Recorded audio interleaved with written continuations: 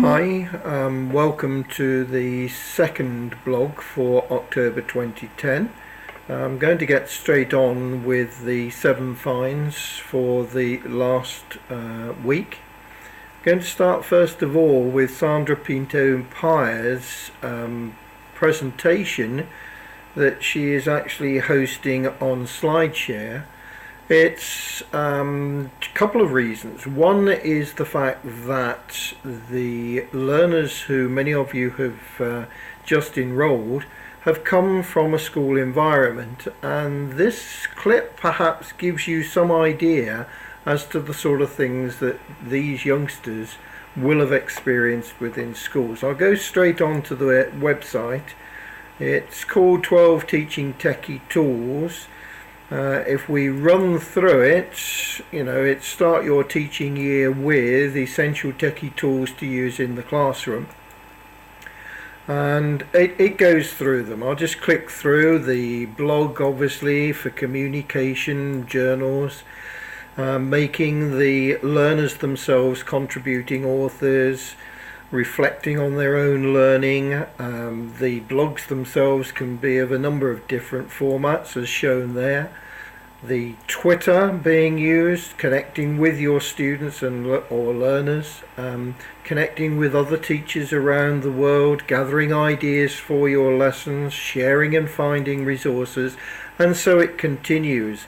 There are 93 slides, including things like the wiki for collaborative learning, creating glossary of terms, etc. There's a huge amount here, and these are the sorts of things that are going on in schools. The question is, are you aware of all of them? Can you use them yourselves? And or do you use them? And will your learners be expecting you to use them as well? Just close that. The second find today is a book that has been published by Online-meetings. It's an online meeting-a-facilitators-guide. It's a set of rules for producing better online meetings. It also is something that you may want to think about, because they're not charging for it. They're just asking you to, as it shows you down here, pay with a tweet. You can actually do it with Facebook as well, but they want you to just say, I've downloaded it, will you download it as well? And just promote them. It's well worth looking at. I've downloaded it. There's a lot in there for all of us.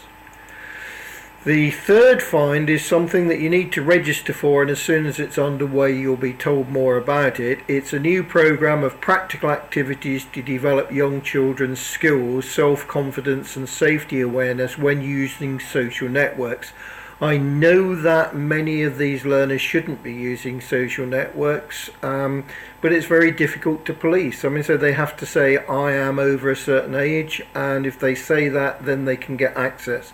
Surely it's much better to actually make sure that they're safe. The sign up is at the top above the safe logo, and they will basically say when all of the things are available. The website is about safety skills, how you join up, and so on. There's quite a lot there. It is supported by ChildNet and similar organisations.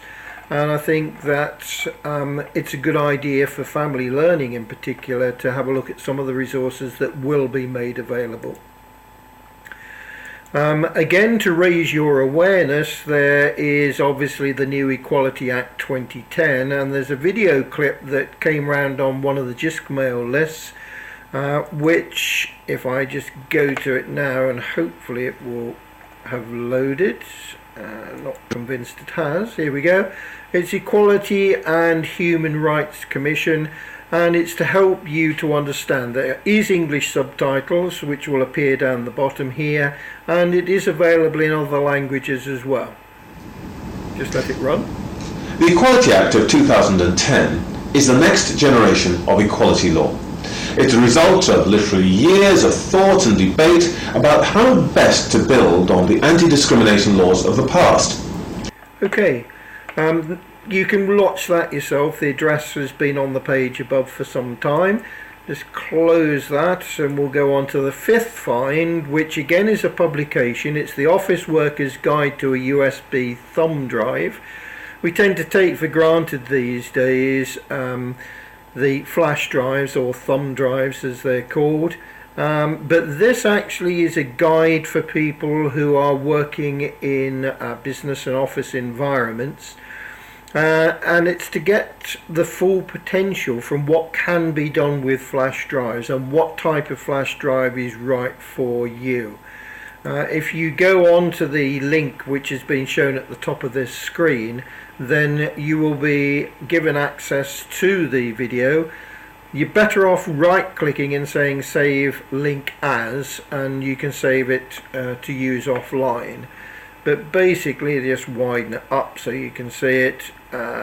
It takes you through a number of different things. There's the introduction and technical background, things that you ought to know before you buy a thumb drive, and what type of flash drive you actually need, working with your flash drive, and so on. There is a lot there for everyone, and I recommend it as a read. I'm sure all of us can learn something from it. Okay, the sixth find, well, there are more and more of us, including myself, who are making audio recordings for lots of different reasons. There's a list here: lectures, presentations, speeches. I suppose assessments is the one that is the main use of audios. The nice thing about this is that this service, Voicebase, will allow you to transcribe it, and yes, there are going to be mistakes and it won't understand exactly what you've said, but it will allow you to go in and to correct some of the mistakes that have been made. This is the website. It allows you to store, search and to share voice communications. You can find out more by visiting the address that again I've put at the top of the screen. The cat's meowing away merrily, I apologise for that. Finally today, Dewey Digger. I'm going to go straight to the website. It's something that I like. It sort of reminds me of years ago looking in a library for books that were classified under the Dewey Decimal System. Across the top there are the various numbers associated with the subjects. I'm going into 600 technology, and you'll see that it then breaks it into all of the categories. 600 down to 609 is all about technology, right the way through to building and construction, which is 690 to 699. Again, if you choose one of those, let's choose civil engineering under the engineering.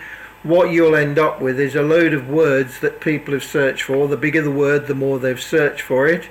If I choose chemical, just to be a bit different, what it'll do then is take you onto a page with all of the search engines that will enable you to search for those categories. So if I go on to Google Images, for example, up comes all of the images that may be appropriate for you to use in a piece of work. Or if I just drop back, I can click on Google Scholar, and again all of the finds are there. It's one of those search engines that I think a lot of learners will find very useful.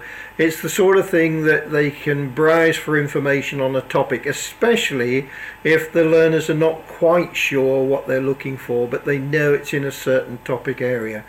Dewey Digger might just help them to find what they need. That's all for the 7 finds in our second blog for October. Look forward to seeing you very soon.